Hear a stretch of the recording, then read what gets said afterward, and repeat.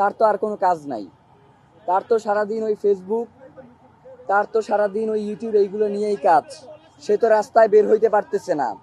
সুতরাং সে যেই কাজটা করতেছে, বারংবার রিপোর্ট দিয়ে আমাদের আইডিগুলো নষ্ট করে দেওয়ার চেষ্টা করছে। ইতিপূর্বে একবার আমার আইডিতেও আমি বেশ কিছুদিন লগ ইন করতে পারি নাই, এবং আমাদের বিভিন্ন ভাই বোন এবং ইনকিলাব মঞ্চের পেজগুলো তাদের অত্যাধিক রিপোর্টের কারণে আমাদের এগুলোতে লগ ইন করতে আমাদের সমস্যা হচ্ছিল। একটা কথা আপনাদেরকে আরেকটা জানাই, পুলিশের কাছে আমাদের যেই ফোনগুলো রয়েছে, যমুনার সামনে থেকে আমাদের যেই ফোনগুলো তারা নিয়েছে, ওইখানে যেই আইডিগুলো লগ ইন করা ছিল, আস্তে আস্তে সেই আইডিগুলো হারিয়ে যাচ্ছে।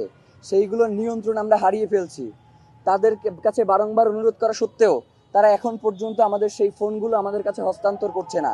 তো আমাদের কাছে এটা অত্যন্ত আশঙ্কার বিষয় যে ভিতর থেকে কেউ এই কাজগুলো করবার চেষ্টা করছে কিনা।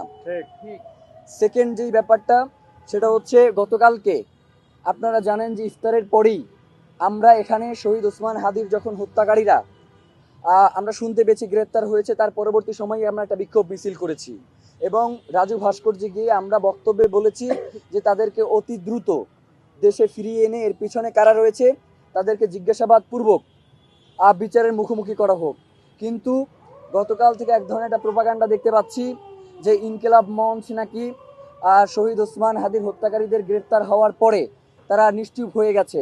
তাহলে এই যে মিছিল মিটিং, এইগুলো তো আমরা দেখেছি, আপনারা প্রচার করেছেন, তাহলে তারা কি এইগুলো দেখতে পায় না, নাকি তারা দেখতে পেয়েও বধির হয়ে গেছে? আল্লাহ তাআলা একটা কথা কোরআনে একটা কথা বলছে যে পৃথিবীতে এমন একটা সময় আসবে যখন মানুষের অন্তরকে এমনভাবে মুহুর মেরে দেয়া হবে, তখন তারা সত্যের পথে আর জীবনে চাইলেও আসতে পারবে না। আমার কাছে মনে হয় যে এই লোকগুলোর অন্তরে মুহুর মেরে দেওয়া হয়েছে, তারা এখন আর সত্য দেখতে পায় না।